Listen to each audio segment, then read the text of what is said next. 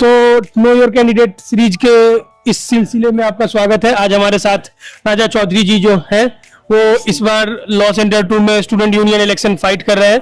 तो आइए जानते हैं इनके बारे में। सबसे पहले इनके बारे में जानते हैं कि ये हैं कौन, कहाँ से आते हैं और यहाँ से पहले आने से पहले ये क्या क्या कर चुके हैं। बताइए राजा जी।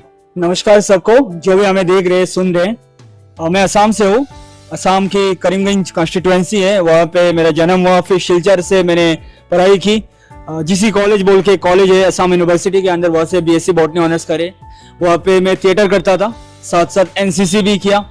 और फिर दिल्ली आया, इस संकल्प के साथ आया कि दिल्ली एक ऐसा जगह है जहाँ पे हर किसी को स्थान मिलता है, प्लेस मिलता है अपने डेवलपमेंट के लिए।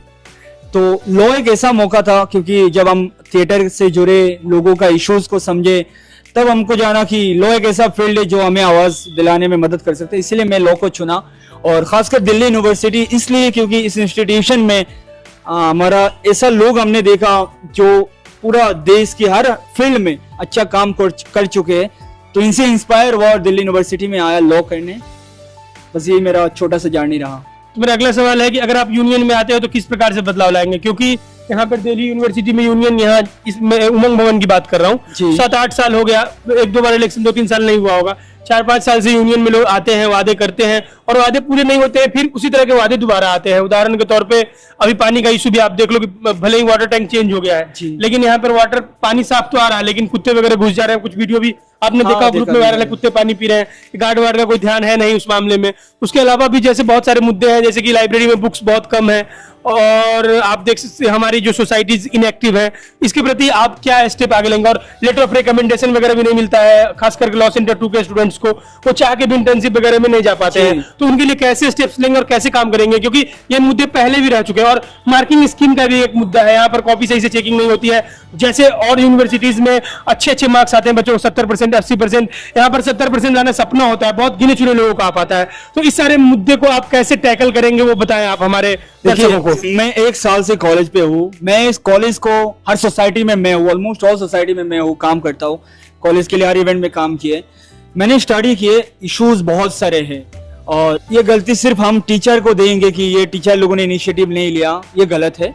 सबसे पहले ये हम सब की जिम्मेदारी है, सिर्फ यूनियन वाले का भी जिम्मेदारी नहीं है, हम सब की जिम्मेदारी है कि हम इनिशिएटिव लें।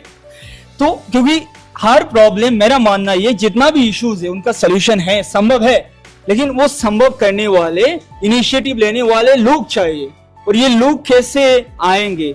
जब आप जैसे लोग जो वोट देंगे, जो ऐसा इनिशिएटिव लेने वाले बंदे को यूनियन में भेजेंगे, क्योंकि वो लोग इनिशिएटिव लेंगे। और जब इनिशिएटिव लेंगे तो सारे लोगों के मन में भी ये इंटरेस्ट जागेगा, नहीं हमें काम कराना है, हमें सोसाइटी को एक्टिव करना है, हमें बच्चों के अटेंडेंस के लेके इश्यूज आते हैं उसको सोल्व करना है, उसको और सेंसिटिवली देखना है। चाहे एग्जाम का रिजल्ट को लेके उसको और सेंसिटिवली देखना है।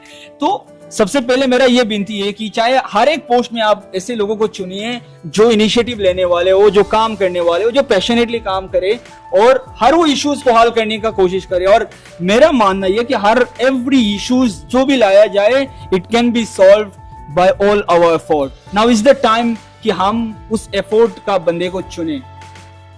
तो ये मेरा, जैसे कि LOR का जो मुद्दा था जो मैंने आपसे पूछा, लेटर ऑफ रिकमेंडेशन, ये बोलते हैं कि आपका जो क्लास है डे क्लास है और जो भी इंटर्नशिप होता है डे का होता है, हम नहीं दे सकते, लेकिन CLC में सेम डे का क्लास चलता है तो वहां पर मिल जाता है, यहाँ नहीं दे रहे हैं और जब भी जाते हैं सर रिजेक्ट कर देते हैं। सर इसके बारे में क्या कहना है आपका? ये मेरा मैनिफेस्टो है, जब मैं नॉमिनेशन दूंगा तब ये मैनिफेस्टो मैं रिलीज करूंगा।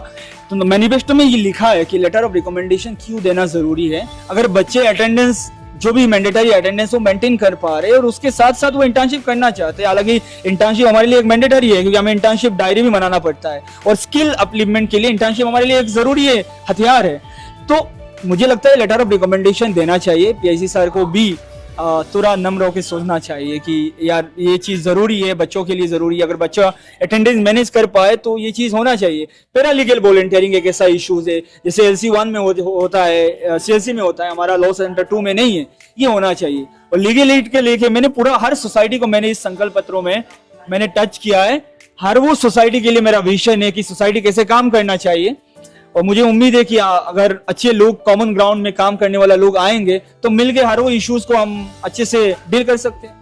मेरा लास्ट सवाल आपसे है जी। इस बार अगर आप यूनियन में आते हैं तो सबसे पहला काम आप क्या करेंगे और क्यों करेंगे? ये सबसे पहला काम होगा मेरा ऑनेस्टली, क्योंकि कॉलेज से हम क्या उम्मीद करते हैं, एक तो अच्छा टीचर मिले, टीचर अलॉटमेंट लेके इश्यूज है, क्योंकि जैसे मेरे को जूरिस्प्रूडेंस का टीचर एग्जाम से 1 महीने पहले मिला था, तो ये इश्यूज को हल करना जरूरी है। सेकेंडली, हर रोज सोसाइटी को एक्टिव करना चाहिए, चाहे एडीआर सेल हो, चाहे लीगल एड सोसाइटी हो, चाहे प्रो बोनो क्लब हो, जो तीनों सेंटर मिला के, चाहे मुटकुट सोसाइटी हो, और चाहे स्पोर्ट्स सोसाइटी हो, चाहे कल्चरल सोसाइटी हो। वैसे कुछ सोसाइटी एक्टिव हो चुके हैं, जैसे कल्चरल सोसाइटीज पर एक्टिव हो चुके हैं, हमने ओरिएंटेशन प्रोग्राम करा चुके हैं। तो इस तरह से मुझे लगता है मेरा पहला काम यही रहेगा कि सोसाइटी एक्टिवेट करना, क्योंकि सोसाइटी का एक्टिवेट करने से बेनिफिट बच्चों को मिलता है, एक बच्चों को नहीं, हर वो कोई बच्चे को मिलता है। तो this will be my first task. ये थे राजा चौधरी जो इस बार स्टूडेंट यूनियन इलेक्शन फाइट कर रहे हैं लॉ सेंटर 2 में। अगर आपको इनकी सारी मुद्दे बातें अच्छी लगी हो, अगर आपको लगता है कि ये अप्रोप्रिएट कैंडिडेट हैं, तो जरूर इनको वोट देकर आप भारी से भारी मतों से विजय बनाएं। बहुत बहुत धन्यवाद। गाइस प्लीज, मैं भी ये रिक्वेस्ट करता हूँ कि आप लोग प्लीज मुझे सपोर्ट करें और हर वो पोस्ट के लिए एक ऐसा कैंडिडेट चुने जो आपके लिए काम कर सके, जो इस कॉलेज के लिए काम कर सके और इन प्रोसेस देश और समाज के लिए काम कर सके। जय हिंद, वंदे मातरम। नमस्कार।